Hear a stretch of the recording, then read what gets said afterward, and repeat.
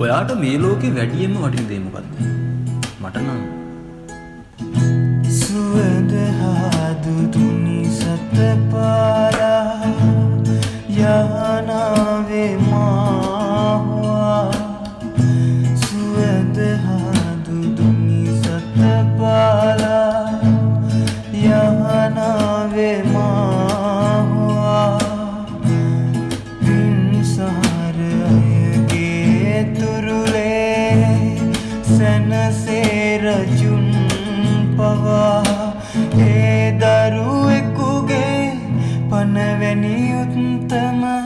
අම්මාගේ ආදරයයි මේ ජීවනයේ